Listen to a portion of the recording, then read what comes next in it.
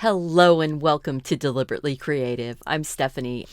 I am really excited. I did this particular card sitting in my comfy chair in the living room, and I just love how it turned out. So I wanted to share with you guys how I did it. I used these watercolor brush markers. You can use any kind of watercolor brush markers. The ones I used happen to be the Arteza. I have a whole handful of colors that I chose. Pretty much we've got yellow, orange, red, pinkish color, purple, blue, and green. I'm using the Arteza 100% cotton watercolor paper. It's 140 pounds. It's a nice weight. And I just put washi tape around the edges so that I have that nice crisp edge. And I have gone around and pressed it down with my thumbnail, just where the water would be coming in contact with it. I love how these work. I'm going to go ahead and take my yellow, and this is bumblebee yellow, but you can use any bright yellow. I am sort of putting where the sun is coming up, right here. We're going to go with this angle right now. We've got the sun rising. I'm going to try and pull it slightly off center. And I'm going to put all my colors down first, pretty much. So you can see how I'm doing that. I'm just using the brush pen, putting the color in, and I'm not even worried about making sure that it is super well put down. I do want to leave some areas of light. So I'm just putting this orange down now. This is just orange. Just like any. I may pull my horizon down just a little bit. I don't want it quite exactly in the middle. So to do that, I'm just going to pull this yellow down. So you can do that. You can, change it up. Modify as you're going along. I'm going to grab this is fuchsia pink, so it's just a pink color. It's kind of a deep tone. It's pretty, and it mixes well with both the blue, the green, and the orange and yellow. It's sort of my unifying color. Let's see, we're going to grab, I think it's going to be do we want to go seafoam green? We're going to get a little seafoam green in here. I like the look of that in the one that I did right here. I'm not being particular on where I'm putting these colors down so much, except for kind of keeping the color theory in mind, not putting complementary colors right on top of each other. I'm using that pink as a buffer between the blue and the orange. This is the blueberry blue. But remember, you can use whatever colors you've got.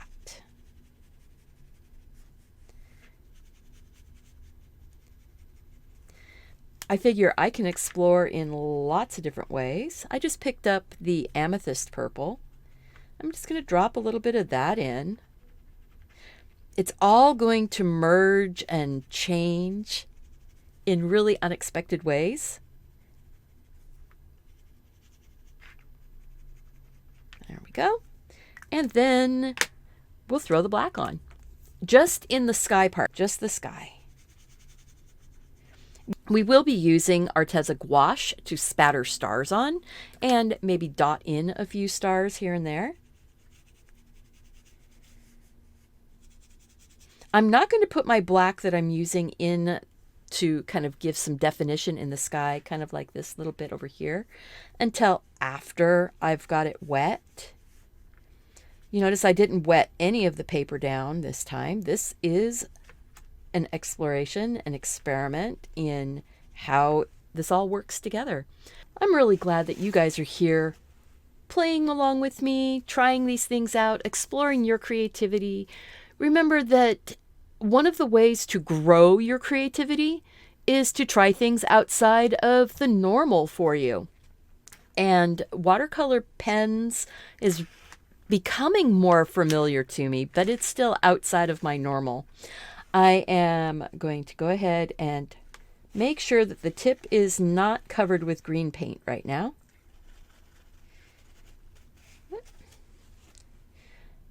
I'm going to get this yellow wet and start moving it around, leaving some of those areas lighter. Then I'm going to go ahead. I'm sort of avoiding the green for a minute.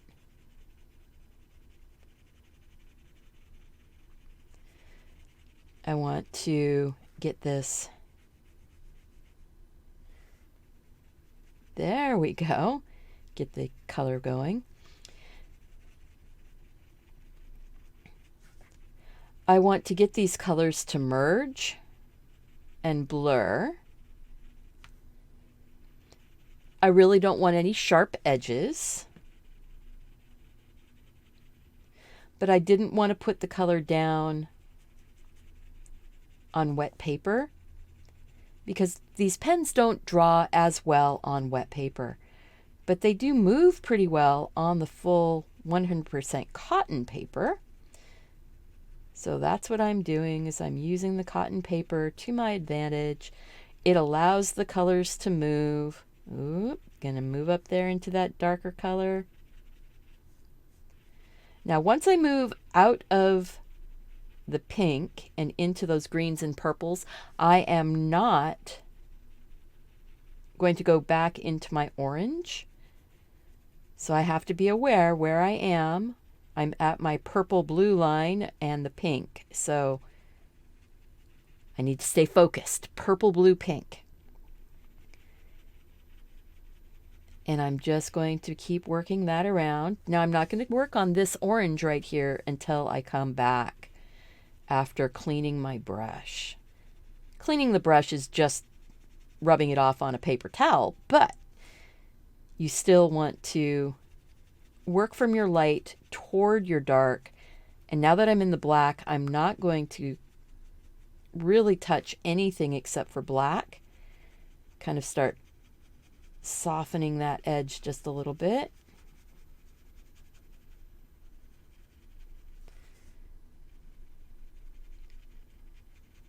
Now explore, step out of your boundaries. You know, don't, any boundaries you have are pretty much self-imposed when it comes to art. If you say, I can't do something, then you're the one who is saying you can't. So you're the one who says you can.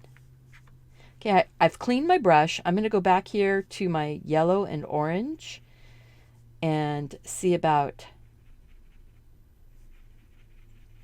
putting a nice drop of water on and start softening those colors up. Now I'm going to be getting that green going.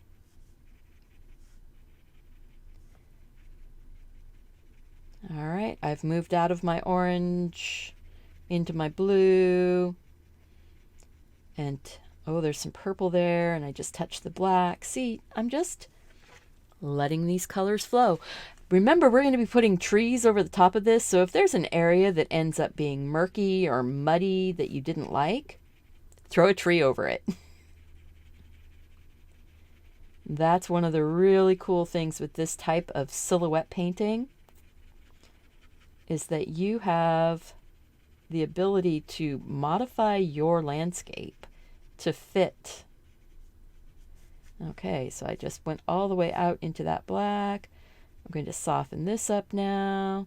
Everything's been softened up a little bit. I'm going to come back in with a little bit of black. Just picking it up from the actual page. And I may come back in and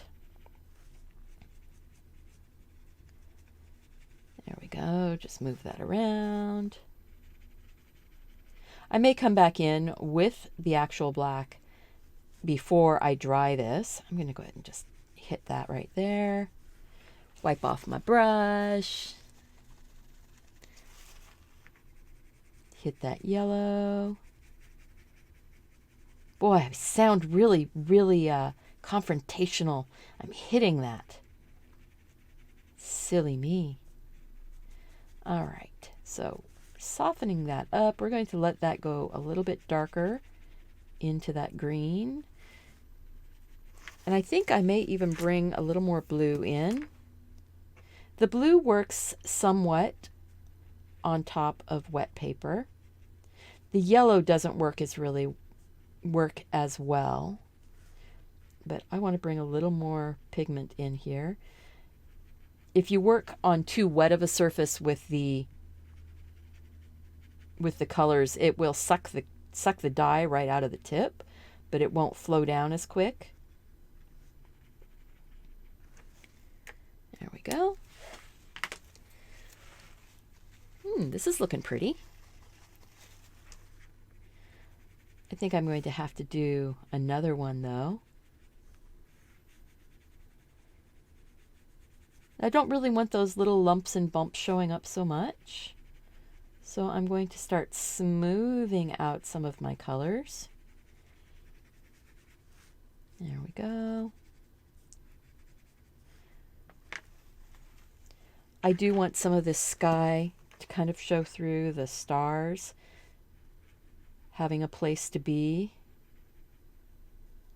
So I'm going to bring this black across the sky. A little bit more in here.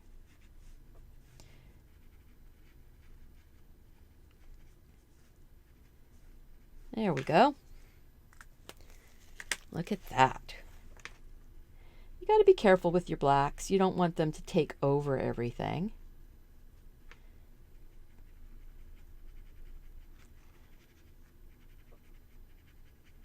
But remember, black is just the deep sky at night.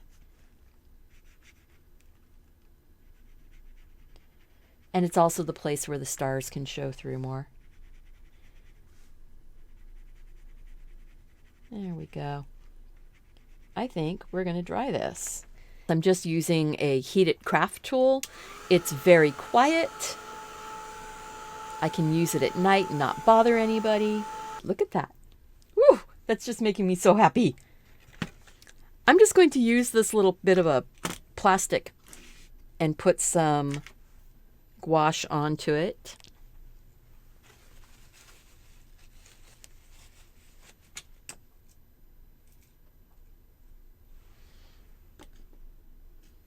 This is the Arteza Premium White Gouache.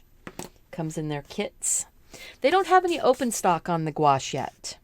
So if you just want a little bit, look for the smallest size kits. I do have a coupon code down below for Arteza. Get 10% off on your whole purchase. If this is your first time here, go ahead and click that subscribe button and the notification bell. I need my brush. There it is. And I'm going to move this out of the way so I don't splatter it. I'm going to get my gouache thin down here. About the thickness of a heavy cream. And then I'm just going to tap my brush on another surface.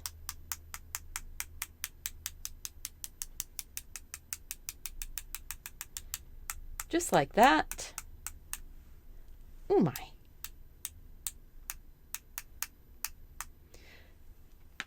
And, you know, as you get down to the bright yellow, you're not going to really see many stars. I did get some nice big stars in here. I'm going to tap just a couple more. It's really interesting how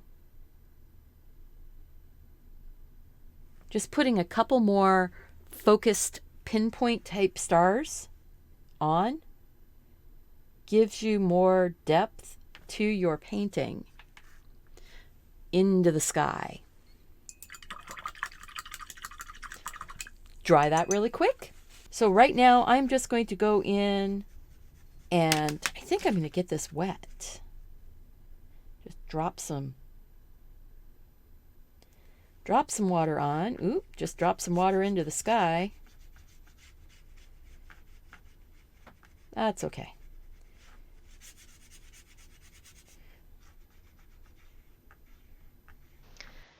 Yep, and then my mic stopped working. So I'm going to work my way through here. I first started thinking, maybe I'll do this as an ocean scene. And I kind of start doing that. Then I will change my mind and start working on making it more of like a little lake with the reflection of the sky. And all during this video, I've been talking about this being a sunrise. It could be a sunrise. It could be a sunset. You can make the choice on what it is. You know, you're the master of your world when you paint something like this. And I love that. I love that we can create something that is totally out of our heads, because at this point, I don't have a reference. I have the previous painting that I did that's actually from a video, and I'll pop the link right up here on the top right-hand corner. That video was premiered a week before this one. So that's my reference. Nothing to do with this painting anymore, because now I'm putting a bank on the side, and I'll put a bank on the other side. We're ending up with a little lake, and this lake will have a reflection of that morning sky. And I'm okay with that. It makes me just bubble up inside that I was able to come up with something that ended up looking like a pretty picture. And that is why I'm showing it to you. Why I didn't just scrap this. Is, yeah, things didn't go the way I intended. And I had to think on my feet and work something out. And I try different things. And it's okay. Remember, it's just paint or pens and paper. No one is going to fall out of the dimensional vortex in your studio and grab the pens and paper from your hand. You know, you are the one that's in control, and you can say, yep, I really like this, or I want to keep working on it, or nope, and crumple it up and drop it in the bin, or cut it up and use it as paper bookmarks. Flip the paper over, draw on the other side.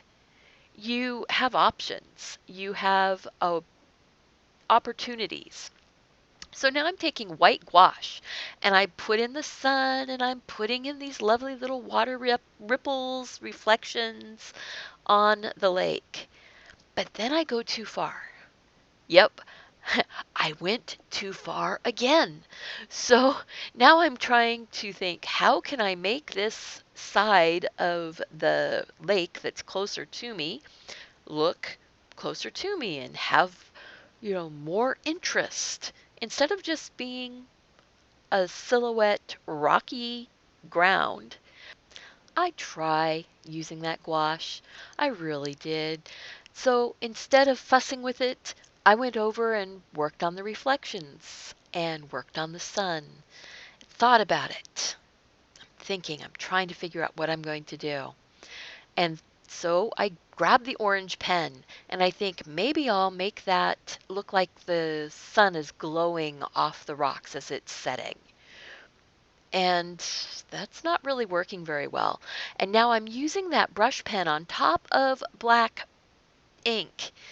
So I have to make sure and clean it off before I put the cap on. And I'm just rubbing it off on a paper towel. Put it away. Grab the black ink and go forward. Just take out almost everything I did on that bank. There might be a little bit of texture, and I wanted to see what it looked like when it was dry. And did it make me happy? Yeah, it did. I finish up here and I'm going, okay, I can deal with that. It might not be perfect. It's okay. I continued. I pushed through. I went reaching for that paper towel to clean up that water drop that's been sitting there this entire time. So now we know that if you leave water on top of this ink, it will lift the paint, lift that ink right off the paper when you remove the water drop. Neat to know because I can use that as an effect on another video. Let me know in the comments below if you want to see a painting with a bunch of water drops. And then we're done. The tape has been peeled, the paint is dry, and I really like it. If you like this, please click that like button, subscribe to the channel, share the video with your friends, and remember to go out, do something creative, take care of yourself so you can take care of others. See you back here again really soon. Bye-bye.